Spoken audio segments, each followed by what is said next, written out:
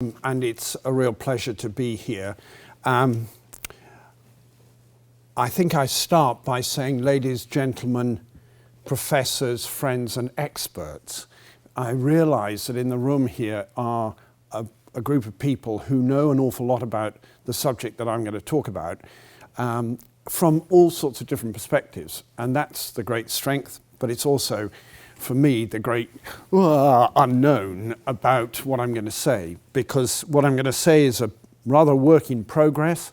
I've had a very busy few months and I haven't admittedly given quite as much time as I would like to have done to what I'm going to say, but I hope it will add up to something significant and give you a chance to think about this subject in a slightly different way.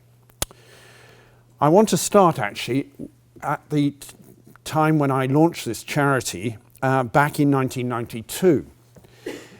I was very naive, and in the days before computers, BC, and before the internet, my knowledge of the history of plastic surgery was, I have to say, and facial surgery was very thin.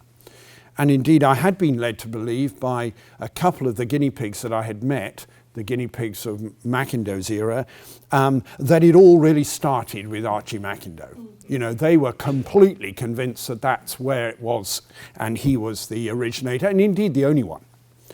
And I really think I believed that.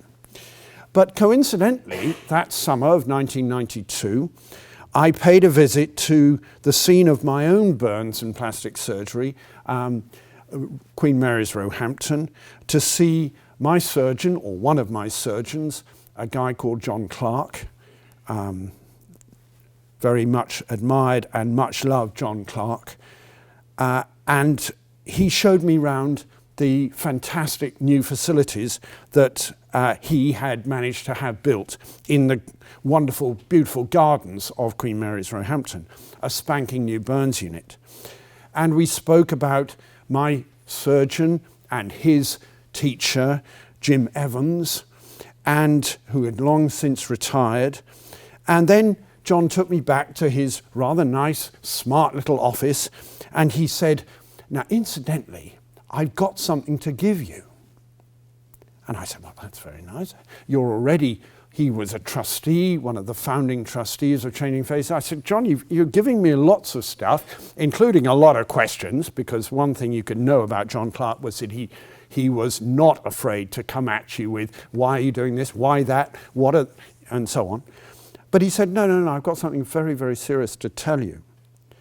We've recently been clearing up the photo library of the Queen Mary's Roehampton basement, and I'd like to give you your notes." I said, "Wow, what?" And he got out this whole stack of patient notes, and he said, "They're yours." I said, "Well, I had never thought, wow." And they went all the way back to 1970, December the 12th, when I had been admitted into that hospital. He said, "We wouldn't want them to go to the incinerator, would we?" And I said, "Oh, no, thank you." And he said, well, actually in a little throwaway remark really, he said, "Yeah, and we've really come across some absolute gems in that basement." Anyway, I said, "Thank you very much, John," and I left him, and it was only much later on, in fact about 5 years later, when I met somebody called Mr. Andrew Bamji, that I heard that in the clear-up of that basement, they had come across, yes, the Gillies archive, because in that basement had been stored not just my notes, but cabinets, filing cabinets full of records. And so that was when I started to discover, actually it was a little bit before then, that I had some really interesting links to the Gueule Cassé and all that happened at Sidcup. Because I then discovered that my surgeon, Jim Evans, had been trained by Harold Gillies at Rooksdown House in the Second World War, and that Gillies had taken all the notes with him from Sidcup to Rooksdown and then up to Roehampton, and there they had sat in the basement. So Gillies had trained Evans, and Evans had trained Clark, and I had come to live with a fantastic Gillies pedicle. So there you go. So actually, by the time I met Andrew, I had also discovered quite a lot about the Gelkasse, because my wife and I, by then, were, by the early 90s, we were living in Bristol. We'd set up the charity, and we were thrilled to watch, you probably remember it, Jay Winter's great TV documentary about the Great War.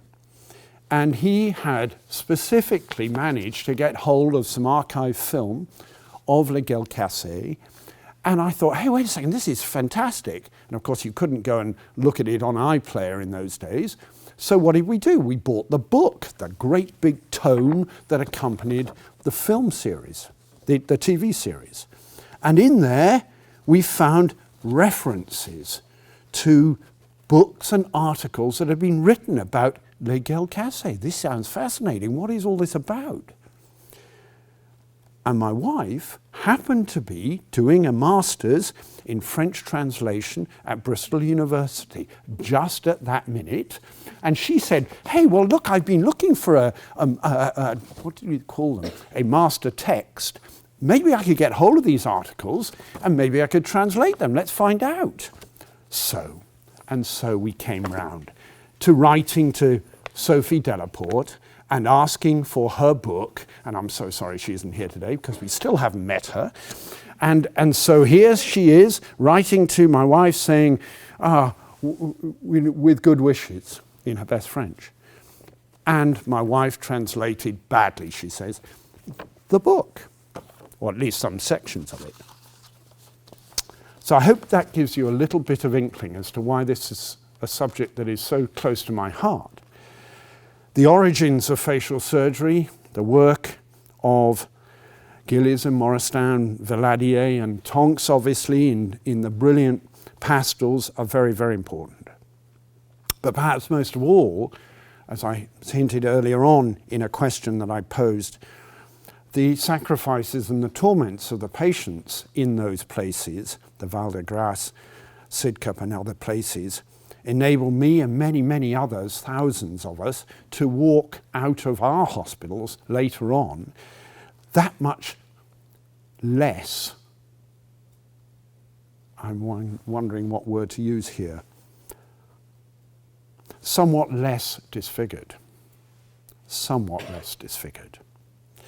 So what I want to do today is not to discuss the technicalities of what we went through, because I'm only an informed layman, but I want to look at the organizations like Le Gelkasse, like the Guinea Pig Club, and I want to examine what it was that they did and what we can learn from them. And I'm also going to tell you a little bit about what Changing Faces has done, because I do think that actually, in some curious way, one of the legacies of Le Gelkasse has been to spur me to do something quite important, I think, to try to change the lives of people around the world. So let me see if I can start. I know that I have restricted time, so I'm going to need to keep moving here. Let's start with this. We all know these are the wonderful pictures. There's the young Gillies and the young Tonks and so on. And let's have a look at what do we know about Le Gelkasse. Now, there are people in the room who know an awful lot more. I'm sitting and watching and looking at somebody here. But just in a nutshell, it seems to me that if we ask the questions, why was Le Gelkasse created? In 1921, please note, not 1916 or 1918, I think we get the answer that Colonel Picot and his colleagues of the 5th Division did it in response to desperate needs, that he was seeing among his comrades a loss, a loneliness, and an isolation. And they created, in order to create camaraderie, a collective sense of solidarity. Yes, they also wanted to have some collective voice, I think. And clearly, politically too, they became a force in the landscape. So what did they do? They raised money, they created homes, they argued for peace and state aid with success, and by 1939 there were 9,000 members. The homes, the extraordinary parading of Miguel Casey at various places. I'm not sure if you can see the whole mix here, but I'm sure many of you will have seen these pictures before. But I was always particularly pleased to see their motto. We'd call it a strapline, I suppose, today. I rather like it as the motto. The motto, smile on regardless, or some such. I think that's quite a good translation. Mine was always keep smiling, which seemed quite ridiculous to some of the friends of mine who came to see me, I know. But smile on regardless is a lovely sense of, there's a lovely ambiguity in it. How can you smile when you've hardly got a smile? It's a bit like people used to say to me, you've got to have a stiff upper lip, and then realize, oh, wait a second, he hasn't got an upper lip. But there's that lovely black humor that kind of challenges the process. And I also think that these guys were used perhaps is the wrong word, but they certainly appeared to be symbols of the horror of war, and their facial stigmata was frequently appealed to as, we need to avoid this in future. So there was a pacifistic process for them. And this is what's so interesting in many ways. This organization emerged in the 1920s when French society had never seen so many disabled veterans, and certainly had never seen a large number of facially disfigured people. Most of them were considered as heroes, yes, but they were also, I think, from my reading, quite frequently shunned. They needed to live in homes. They found it very difficult, not all of them, but some of them, to walk down the street with comfort. In fact, I read somewhere that they wanted the right to indifference. I think it was in your work. So I think this was a confused experience for them, and it was happening at a time when the cinema was opening up with new images of this is beauty, this is how success is gained, you need to look like the early days of celebrity, really. And of course, at a time when plastic surgery, reconstructive surgery was evolving and the cosmetic industry was building up. I have yet to find any evidence, and I'm really hoping that I might be able to do so, that Miguel Casey actively challenged the stigmatizing. But I think that by their very public profile, they did clearly influence French public opinion, because they came to be respected. And I think that was obviously partly for their past valor, rather than their right to coexist in the workforce. But I think respect was something that they did achieve. Turning to Queen Mary's Sidcup, the extraordinary thing is that nothing similar was created there. There was no organization post First World War bringing together people, men and women. Incidentally, we shouldn't always assume that Miguel Casey was just men. I believe there were women within the ranks, but not very much spoken or written about.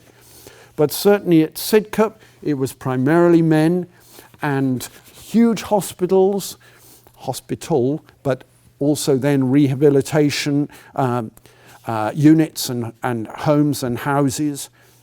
And I've asked Andrew Bamji why he thinks that nothing came. There was no organisation that emerged from Sidcup. And his view is that he thinks the difference is in patient management. In England, he says, the vast majority of patients who came through Queen's Hospital stayed there for weeks, months and years. They got to know each other, and there were those who came along and were in their last stages, who were meeting people in the early stages of reconstruction. And he thinks that the teamwork and the team ethic of the surgeons was very, very strong, built around Gillies.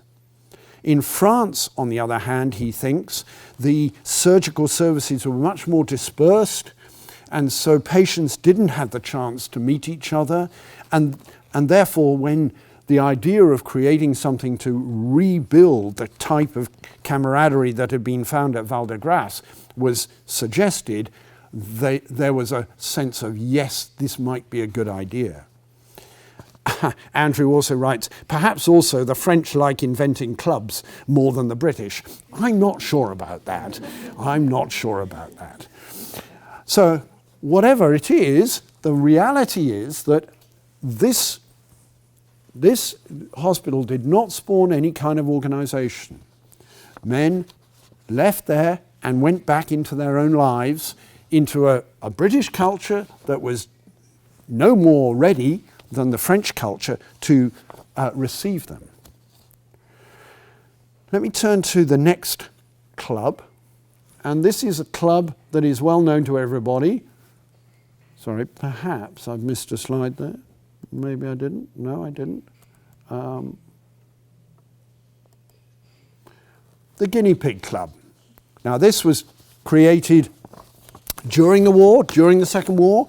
39 members joined up with Archie Mackindoe, and it was a club that crucially was a closed club.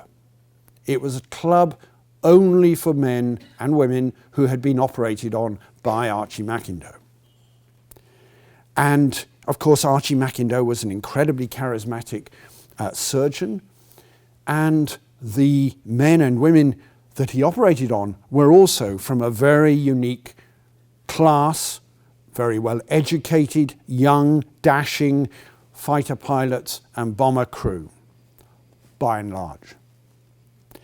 And the story goes that Mackindoe was persuaded that something like this might be useful because he was shocked into realizing that his patients might not receive an open welcome in the pubs of East Grinstead, by one of them coming back and recounting a story of how he had been badly treated. And so Mackindoe is legendary anyway, said to have gone out into the pubs and clubs of East Grinstead to make sure that they were tolerant to these men. I can't imagine, actually, that the publicans of East Grinstead thought that they should be anything other than entirely welcoming, because these guys could drink. I mean, there is almost no picture that I can come across about what the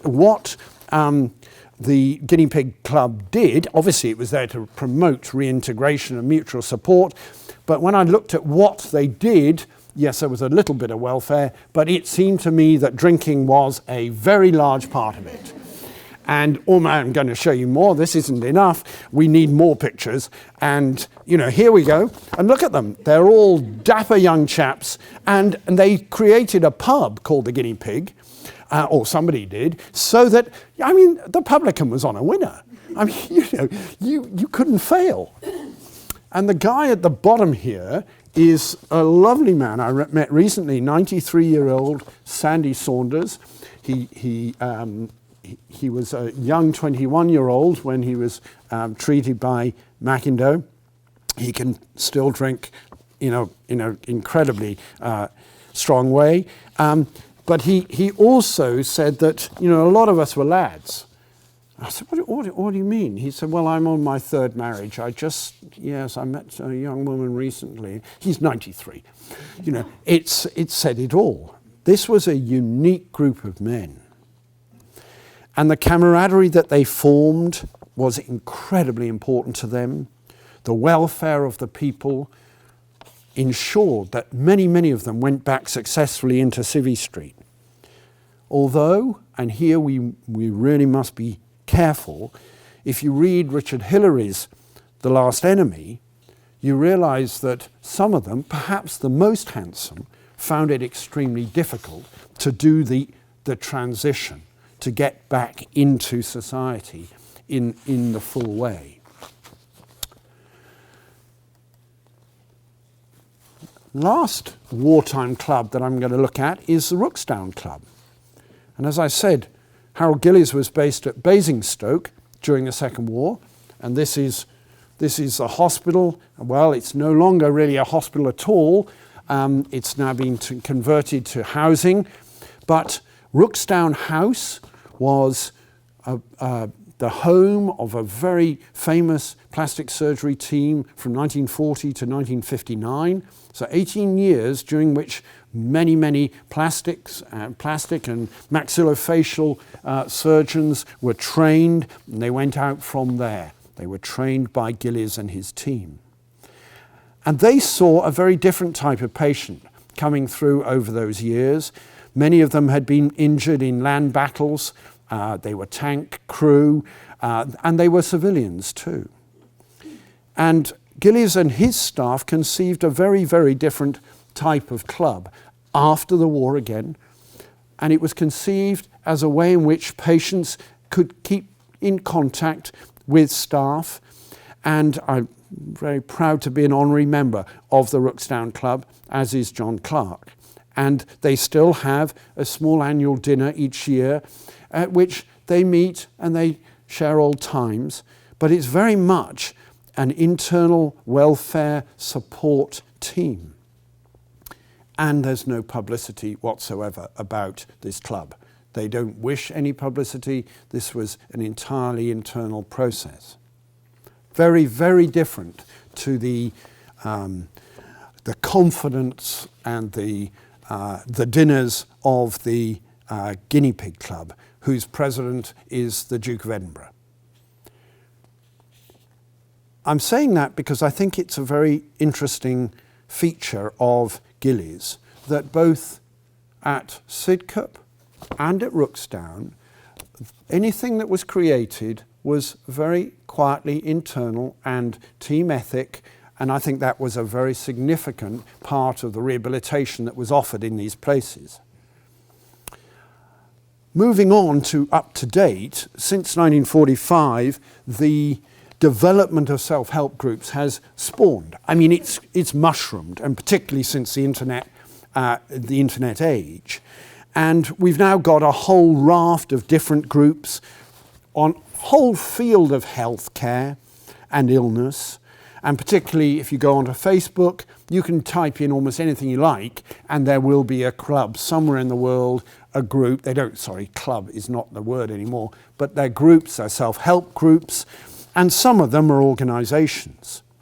There are 160,000 charities in the UK, and many of them have their root in the type of clubs that were created in these wars. And we work with a lot of them. Some of them would call themselves user groups, and they come in all sorts of shapes and sizes. Most of the ones that we work with are condition specific. In other words, they are there to help people with particular health conditions, particular facial conditions. So we have strong relationships with the Mebius Syndrome Association, the Scleroderma Support Group, the Cleft Lip and Palate Association, the Psoriasis Association, and so on and so on. And the Burn Survivors Association that's all over the world. And many of them do similar things to what the Rooksdown, Guinea Pig, and Le Gueule Cassée. But I think it's useful, and I hope this is not a perfect taxonomy, please, ladies and gentlemen. This is a starter for 10, because I wanted to try to see whether I could characterize user groups and organizations and help us to understand where Le Gueule Cassée particularly fits in to this scheme of things. And so just running down my list, I can identify a lot of people, a lot of groups who are very much about mutual sharing. The chat rooms on the internet are classic examples of that, where people go on, they share that they've had an experience of something, and they find others who are, and then they leave. There's mutual sharing of a particular issue. Some groups, going slightly further down the taxonomy, are offering what one could call emotional support and help. So they offer some sort of helpline. You can pick it up and phone and speak to somebody. Others have all of those three characteristics, and they also have information about the particular condition. I'm talking at the moment to an organisation called Facial Palsy UK, and they're very keen that they should become the expert for this kind of information. Oh, but your patients? Yeah, but if we go on to the facial palsy websites and try to find out stuff, actually they're all written, wait a second, they're written by medics who, I can't read this. So often patient support groups are looking to make the information accessible to the people that are coming to them, users, laymen. Then there are others that are very much more engaging with the surgeons and the scientists and are raising money. Those are useful, very important. The further ones are peer-to-peer support. There's a particularly great organization in the US called the Phoenix Society for Burn Survivors, and they've actually got a program called SOAR, S-O-A-R, and they train burn survivors to help other burn survivors. It's a really clever scheme of passing on information, support, mutual skills, social skills, and others. So, and that support can go for years after the patient leaves the hospital. So it's a really clever way of imparting experience onto others. Then we go further on, advocacy and campaigning on healthcare. We've seen a really great example of that in Britain with the Cleft Lip and Palate Association, very strongly advocating for better healthcare arrangements in Britain for patients and families whose child is born with indeed even ultrasound screened to have a cleft lip and palate. And Clapper has been right there, close up to the policy makers to try to make sure that the very, very best services right the way through are provided. Great example.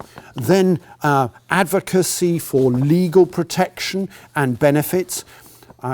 Thinking here of a particular example in Bangladesh. We have a very good relationship, close relationship with the Acid Survivors Foundation in Bangladesh. And they, compared to any other acid survivors group around the world, have made serious inroads into making sure that the legal arrangements about the availability of acid are much, much tighter in Bangladesh than anywhere else. And what's happened? Yes, you've got it. The numbers of people being attacked with acid has reduced significantly. And I think they should be, that is a fantastic example of how a group of survivors can get together and become effective with lawyers and others absolutely engaged. And lastly, the advocacy campaigning for wider acceptance, which is probably an area that we particularly have made a bit of a push on. So what I'd like to do, if I may now, is to just turn, and I'm stretched. No, it's actually not going too badly here. I'm just looking at time. Are you all still with me? Yeah. I'm now going to look a little bit at what Changing Faces does and how it came about. In order to do that, I'm going to tell you a bit of personal history. This isn't appropriate in an academic setting, but let's go for it anyway, because I'm going to draw from my own personal some general. Oh dear, I'm committing that horror, but let's see if it'll work. I mentioned just now this guy Sandy Saunders, and I had a really fascinating conversation with him. And one of the topics was, I asked him if all his fellow guinea pigs had made a successful reintegration into society. And he said, well, the ones that I know did. And I said, no. I asked you, of all the guinea pigs, do you know whether they all made a successful transition? And he said, well, no. Rehabilitation was a major challenge for us, even with all our advantages. And I said, well, so what's the sort of percentages? How would this be? 30% totally adjusted, 40% coping reasonably well, 30% struggling. He said, yeah, that's not far off the mark. Reintegration was not a foregone conclusion, even with all the educational and class advantages that those guys had, and that they were heroes of the Battle of Britain. Disfigurement got in their way, and I knew exactly what he meant. Because actually I was one of those people. I was an incredibly fortunate character at 18. I had all of those advantages: public school, privileged background, heading for Oxford, the city, blah, blah, blah. And then it all went right away from me, because what happened was that I was in a car fire. I turned over a Land Rover, completely out of the blue, in darkest Wales. And from there, my life took a totally different turn. 40% burns. I'll show you a few of the pictures just to show you the sort of process over 5 years. Here I am. This is 6 weeks after the fire. I'd actually been wearing one of those roll neck sweaters that had lots of nylon in it. Not a good idea. And it burned very, very severely. I haven't shown you my legs. This was, actually you could pretend that there's a face there still, but clearly I didn't see myself at this point, but I could tell from the people that came to see me that they thought I was pretty badly injured. And when I did look, it took me 3 months to get to that point of having a mirror. This is what I saw, which is not quite what I had in mind, actually. And in fact, it wasn't really me. I was somebody else. And it was a shocking experience. I clearly had the idea that plastic surgery might have some value, because I was in, by then, a burns and plastic surgery ward. And the surgeons made comments like, yeah, we'll have you right as rain quite soon. And they didn't say that quite so often after I'd seen my picture. And they started to explain what they could do and what they couldn't do. And I started to learn the limits and get angry about them. The first summer, I had some fantastic surgery, and they put back my nose, and they said, that's a good result. And I said, you what? It's a what? It's a good result. It was a wolf graft. Oh, that's a sophistication. I discovered afterwards that Professor Wolf invented this graft in 1895. And it came from my armpit, if anybody wants to know. But I was starting to think, now wait a second, am I ever going to look the same? And the answer was clearly not. I went through a whole raft of, excuse the hairstyle here, but I went through a whole raft of surgery. Here I've got a top lip again, and you can see they did some fantastic work around my eyes. Don't recommend it, incidentally. It's one of the most painful areas you can ever have operated on. But I was starting to get some kind of sense back into having a face that I could walk with. And then I went to see my surgeon one day and said, well, what are you going to do about the chin? And he said, well, we could do a pedicle. And I said, what's a pedicle? And he said, well, here's a pedicle. And he showed me one in a paper that somebody had written. He never told me who it was. Mr. Gillies, I think it was. And he said, well, we could do the longest pedicle I've ever seen. We could do it on your back. I said, well, why not on my front? Well, you've got burns on your front. Oh, so you've got to do it from my back, all right? What does that look like? So he drew it out, and I can remember the piece of paper, and here's how it actually happened. So this is a suitcase handle. If you can imagine using that as a suitcase handle. It was actually quite a big suitcase handle. And eventually they moved it. I'm not going to show you the whole series, but you might be interested. I don't know if you can see, but there are some tricky little stitches around the bottom here, and those stitches are incredibly important because in order to create this is a live tube of skin. That has to have absolutely perfect blood supply. And these guys were expert at it. So Jim Evans, John Clark and his team, they knew how to get this to grow and to survive and then to transfer the bottom end up over to my chest here and then the other end up to here and then this end out to there. 10 months of risk, and finally reward. Because bingo, they got it there. 10 months of interesting, took time off and from university and so on. And I went to see my surgeon shortly after this and said, he said, well, what are we going to do next? And I said, well, actually, thank you very much, because you've done a fantastic job. You've got me from looking pretty horrendous to looking still pretty different, but I think I can see the possibility that I could become a citizen. And I'm going to go and try to be that and not a patient anymore. So I'll come back if I need. And he said, well, if you ever do find that way, please do write it down, because we can't do the citizenship bit. We can do the patient bit, but we can't do the citizenship bit. So what had helped me to get to that point? And the answer is that when I was in Oxford, in those early days, 1971, with my dark glasses and my hat and my covering up and my fear and my exhaustion and my terror of failing and being just a loser, I happened on a book in Blackwell's in November 1971, and it was called Stigma. And it was called Stigma,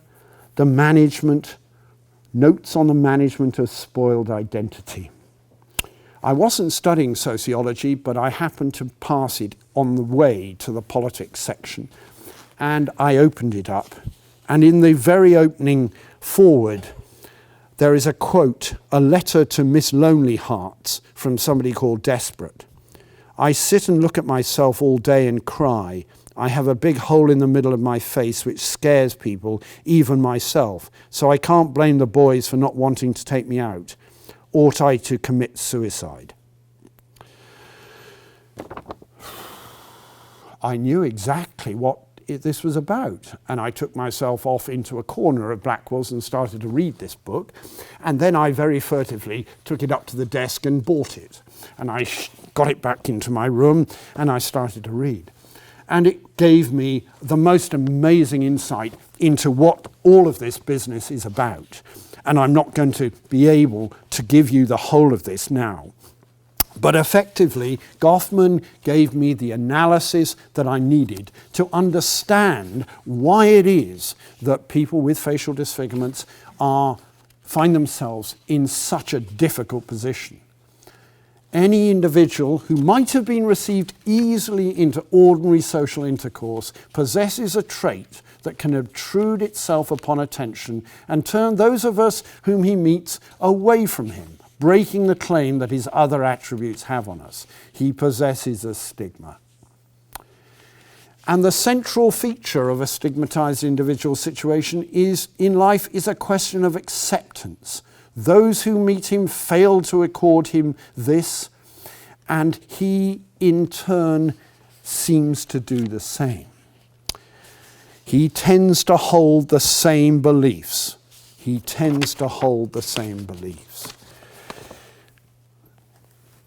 I'm just going to quote one other point.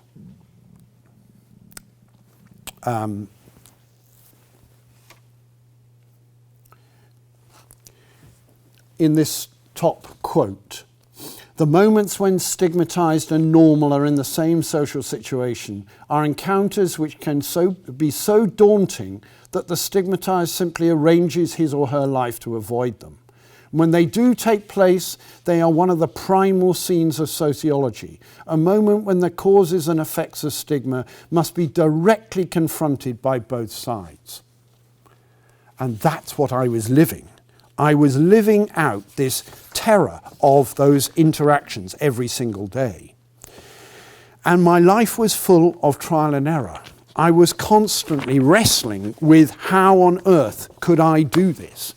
I had met one or two of the guinea pigs and they seemed to be cruising. And I could not imagine how this was possible. I was on a new moral career, as Goffman says. So what made the difference? Well, I think what happened was that with huge support from my family, a major internal reprogramming of my head, and the development of proactive social skills, I managed to get myself from being completely impotent and passive to being somebody that I could take the initiative in loads of social situations. Here's another quote from Frances Cook McGregor. If none of you have read this superb social anthropologist, do. She says that people with facial disfigurements experience a loss of civil inattention that everybody else takes for granted.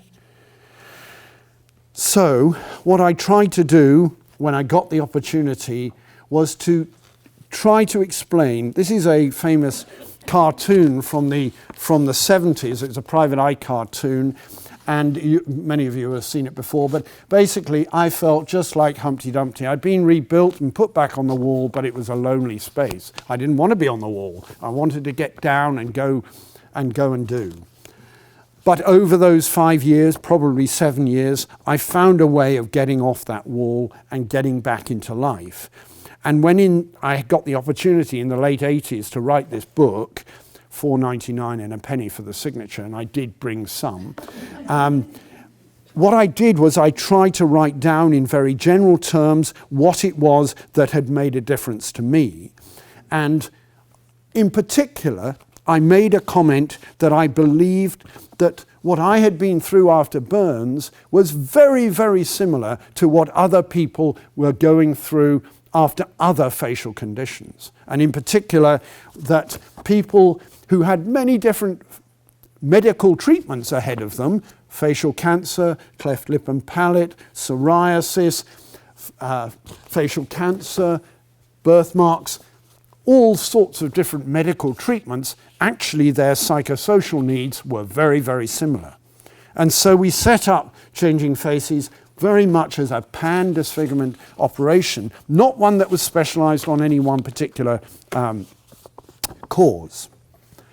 And over the years, we have developed from being a tiny to being a bit too big, really, for comfort, 1.5 million, quite difficult to fundraise for. But we have developed programs, which I'm not going to have time to talk you through in any detail, but we help people and families with any kind of disfigurement to their face and body to tackle the low self-esteem, the low self-confidence, and the unresolved medical issues that they face.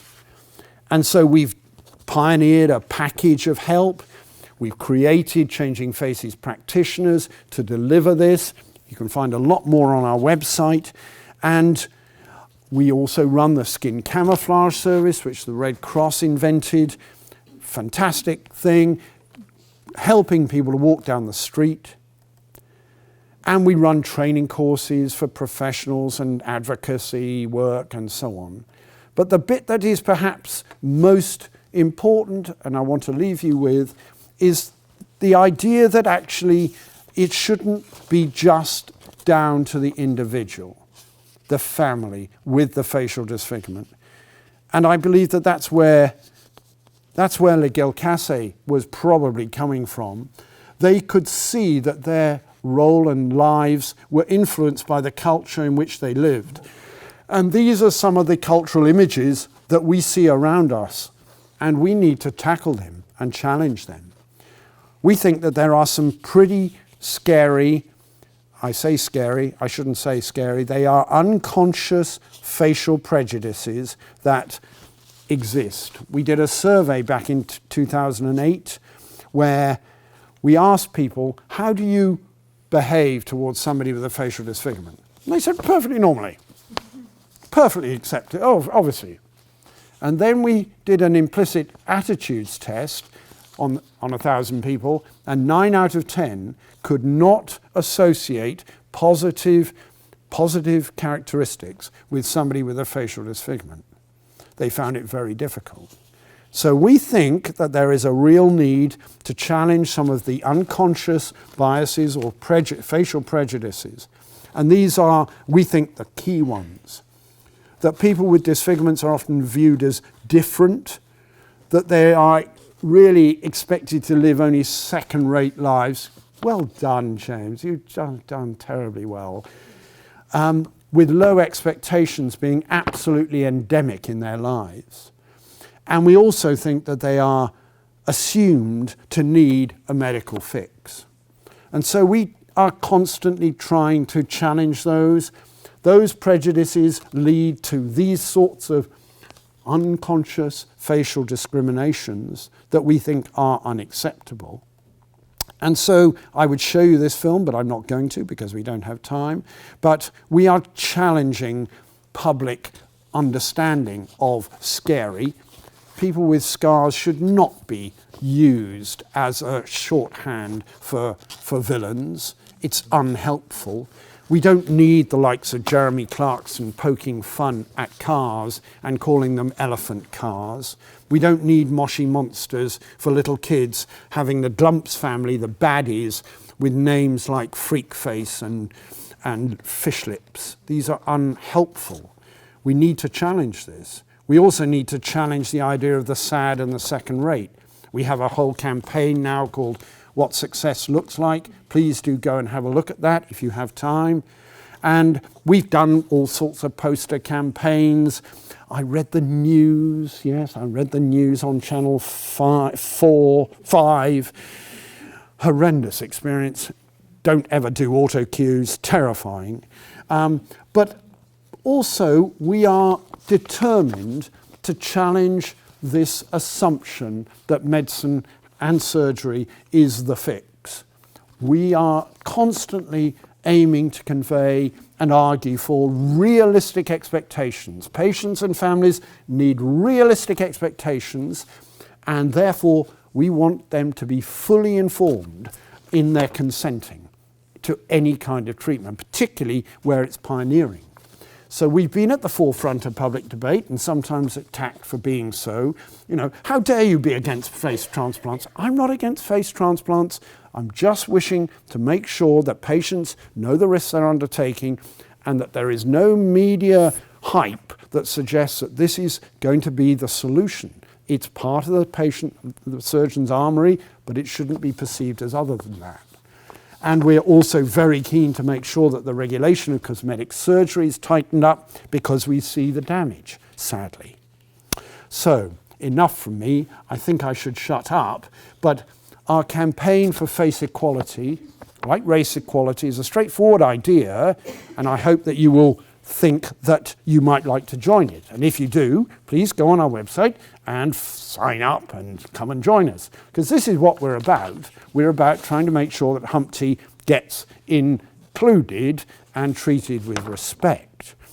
And if I may just end, although funding is incredibly difficult for this sort of thing, this is part of what I think Legel Casse would have wanted us to do. Because they too knew that it's all right to have the homes, it's all right to have even some protection, as we have got under the UK Equality Act. People cannot be discriminated now, and to have the benefits. But actually what we need is real respect, just like people from different races or genders. So face equality is, I think, the way, and I would like to feel that Changing Faces has taken up the baton in the pursuit of fairness that Legel Casse started. Thank you for listening.